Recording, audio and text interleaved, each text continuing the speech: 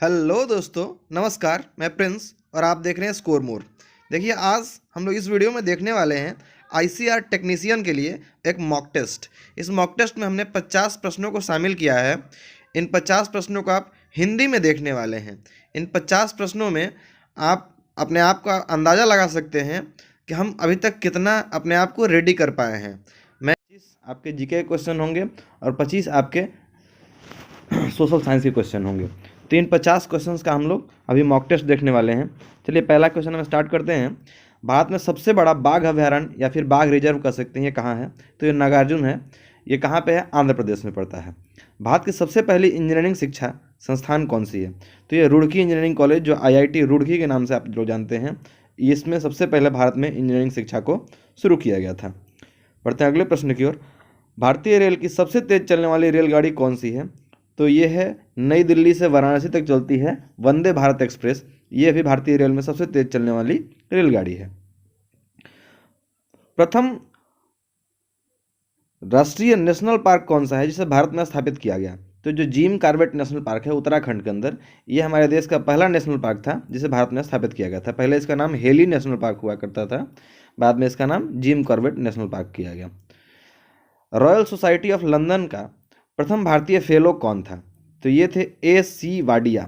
A.C. Wadia. Bharat में सबसे पहले निर्मित रंगीन चलचित्र कौन सा है? तो किसान कन्या जो है भारत में निर्मित प्रथम रंगीन चलचित्र है। सबसे लंबी नदी नील नदी है। सबसे लंबी नदी नील नदी जो अफ्रीका में बहती है। निम्नलिखित में से किस शहर में वाणिज्यिक पैमाने पर सबसे पहले बिजली का इस्तेमाल किया गया? तो सबसे पहले वाणिज्यिक पैमाने पर बिजली का इस्तेमाल दार्जिलिंग में किया गया था। दार्जिलिंग कहाँ पड़ता है? पश्चिम बंगाल में। ये हिल स्टेशन है, आप तो जाकर वहाँ पर घूम सकते हैं। दुनिया में सबसे पहली महिला प्रधानमंत्री कौन थी? तो ये श्रीलंका के प्रधानमंत्री श्री माओ भंडार नायके थी। रेडियो का प्रथम प्राइवेट एफएम चैनल निम्नलिखित में से किस शहर में शुरू किया गया था? तो ये रेडियो का प्रथम प्राइवेट एफएम चैनल बेंगलोर में शुरू किया गया था। संसार का सबसे बड़ा द्वीप समूह कौन सा है? तो इंडोनेशिया जो है, इसमें 12,000 से भी अधिक द्वीप पाए जाते हैं। तो संसार का सबसे बड़ा द्वीप समूह कौन सा हो जाएगा? इंडोनेशिया। इंडोनेशिया की राजधानी जकार्ता। भारतीय विश्वविद्यालयों की स्थापना सबसे पहले किसके समय में हुई थी? तो वारेन हेस्टिंग्स ने भारत में भारतीय विश्वविद्यालयों की स्थापना का श्रेय लिया है। निम्नलिखित में से कौन सा सबसे अधिक मुस्लिम जनसंख्या वाला राष्ट्र है? तो इंडोनेशिया जो है दोस्तों, इसमें सबसे अधिक मुस्लिम जनसंख्या निवास करती है। निम्नलिखित में से कौन सा प्रथम प्रक्षेपास्त्र है जिसका विकास भारत में ही किया गया? तो पृथ्वी जो है, इसका विकास पूर्णतः भारत में ही किया गया था। यह पहला प्रक्षेपास्त्र था जो भारत में ही पूर्णतः डेवलप किया गया था, उसके बाद ये सब बने हैं। भारत का पहला इंजीनियरिंग कॉलेज कहाँ था? तो मैंने बता दिया था, रुड़की। भारत में सबसे पहली रेलगाड़ी चली थी अप्रैल 1853 में। अप्रैल 1853 में भारत में पहली रेलगाड़ी चली थी। निम्नलिखित में से किस क्षेत्र में अनुसूचित जाति का सर्वाधिक संकेंद्रण है? यानी कि सबसे ज़्यादा अनुसूचित जाति किस क्षेत्र में है? तो ये भारत का जो इंडो गैंगेटिक मैदान है, इसी क्षेत्र में सबसे अधिक अनुसूचित जनजाति निवास करती है। भारत की सबसे पहली बोलती यानी कि टॉकी फीचर फिल्म कौन थी? तो आलम आरा जो था, वो सबसे पहले भारत की बोलती फिल्म थी, फीचर फिल्म, बोलती फीचर फिल्म। किसने सबसे पहला स्वचालित वाहन यानी ऑटोमोबाइल बनाया था? हेनरी फोर्ड जो है, फोर्ड मोटर जो चलती है, उसी के मालिक ने सबसे पहला अपना क्या बनाया था? स्वचालित वाहन बनाया था, यानी ऑटोमेटिक चलने वाली वाहन। अंतरिक्ष में प्रवेश करने वाला पहला व्यक्ति कौन था? यूरी गॉगरिन। इन्होंने अंतरिक्ष में पहली सबसे पहले अंतरिक्ष में प्रवेश करने वाले यूरी गॉगरिन थे। आर्य समाज की स्थापना किसने की? दयानंद सरस्वती ने आर्य समाज की स्थापना की थी। वेदों की ओर लौटो, इन्हीं का नारा था।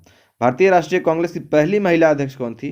तो एनी बेसेंट। और यदि आपसे पूछेगा भारतीय राष्ट्रीय कांग्रेस की पहली भारतीय महिला अध्यक्ष, तो हो जाएगा उस समय सरोजिनी नायडू, जो 1925 में बनी थी कोलकाता अधिवेशन में, कानपुर अधिवेशन में। और एनी बेसेंट जो है कोलकाता अधिवेशन में बनी थी 1917 में। तो इस तरह से दोनों आप याद रखेंगे। चिपको आंदोलन किससे संबंधित है?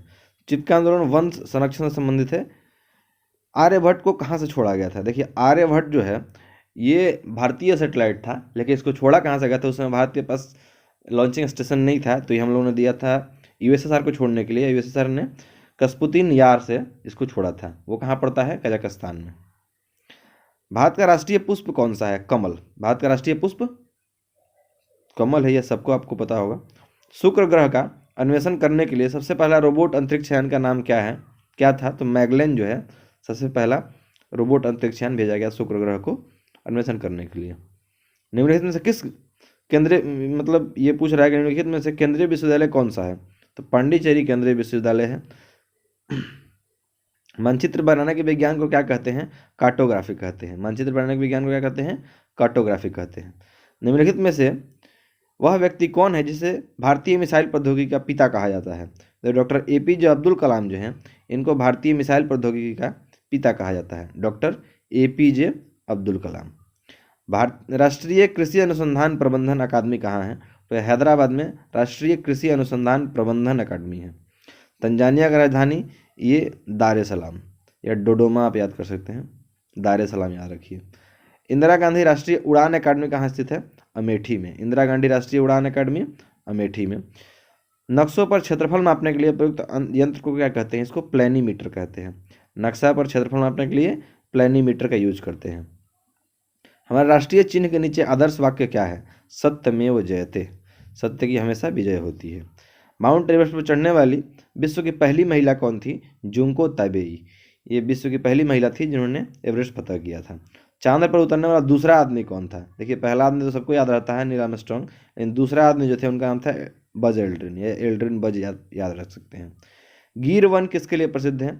सिंह के लिए, भारतीय सिंहों के लिए गिर वन प्रसिद्ध है जो गुजरात में पड़ता है। श्वेत कोयला क्या है? ये जल विद्युत को हम लोग श्वेत कोयला कहते हैं। जल विद्युत क्या कहते हैं? श्वेत कोयला। भारतीय राष्ट्रीय कांग्रेस का पहला मुस्लिम अध्यक्ष कौन था? ये थे बदरुद्दीन तैयब जी। भारतीय राष्ट्रीय कांग्रेस का पहला मुस्लिम अध्यक्ष बदरुद्दीन तैयब जी। भारत का अंतिम गवर्नर जनरल कौन था? तो स्वतंत्र भारत का अंतिम गवर्नर जनरल C राजगोपालचारी जी हैं, C राजगोपालचारी। निम्नलिखित शहरों उनके पत्तनों का मिलान करना, मतलब इसमें जो पोर्ट हैं उनको मिलान करना है। तो छत्रपति शिवाजी जो हो जाएगा हिथ्रो, पायालीबार और कैतक। तो देखिए इसका आंसर हो जाएगा 4, 3, 1, 2। यानी कि जो आप देख पा रहे हैं इधर कि छत्रपति शिवाजी जो है ये मुंबई, हिथ्रो जो है वो लंदन, और पायालीबार जो है वो सिंगापुर, और कैतक जो है वो हांगकांग का है। तो इस तरह से आप इसको याद रख सकते हैं। एड्स का पूरा रूप है, देखिए एड्स का पूरा रूप क्या है? Acquired immuno deficiency syndrome. Acquired immuno deficiency syndrome, ये एड्स का फुल फॉर्म होता है। मधुमक्खी पालने को क्या कहते हैं? इसको एपीकल्चर कहते हैं। मधुमक्खी पालन को क्या कहते हैं? एपीकल्चर। भारत में निम्नलिखित राज्यों में से अधिक लिंग अनुपात किसका है? तो केरल का लिंग अनुपात सबसे अधिक है भारत में। जो राज्य का नाम यहाँ दिया हुआ है उसमें लिंग अनुपात की बात करें या फिर ओवरऑल भी बात करते हैं तो भारत में सबसे अधिक लिंग अनुपात किसका है? केरल का है। कैम्ब्रिज विश्वविद्यालय के प्रतिष्ठित ट्रिनिटी कॉलेज का अध्यक्ष बनने वाला पहला एशियाई कौन है? तो अमर्त्य सेन जो है, जिनको अर्थशास्त्र के क्षेत्र में नोबेल प्राइज दिया गया था, उन्हें कैम्ब्रिज विश्वविद्यालय के अंतर्गत ट्रिनिटी कॉलेज जो है उसका अध्यक्ष बनाया गया था। संपूर्ण क्रांति की संकल्पना किसने दी थी? जयप्रकाश नारायण ने संपूर्ण क्रांति की संकल्पना दी थी। लोकसभा के लिए पहले मध्यावधि चुनाव हुए थे 1971 में, बीच में ही चुनाव करा लिया गया था 1971 में। जापान की संसद को डायट कहते हैं, ये आपको याद होगा। भारतीय रिजर्व बैंक का राष्ट्रीयकरण कब किया गया था? 1949 में। भारतीय रिजर्व बैंक का क्या किया गया था? ये राष्ट्रीयकरण 1949 में किया गया था। PSLV का पूरा रूप है पोलर सैटेलाइट लॉन्च व्हीकल। इस तरह से आपके आज के 50 क्वेश्चन समाप्त होते हैं। तो उम्मीद है कि आपको ये सारे क्वेश्चन अच्छे से लगे होंगे और हम लोग मिलते हैं अगले वीडियो में। तब तक इस वीडियो को ढेर सारा प्यार और शेयर कर देना ताकि आपके दोस्तों को भी ये मॉक टेस्ट मिल सके और उनको काफ़ी फ़ायदा मिल सके। धन्यवाद। मिलते हैं अगले वीडियो में, तब तक के लिए जय हिंद।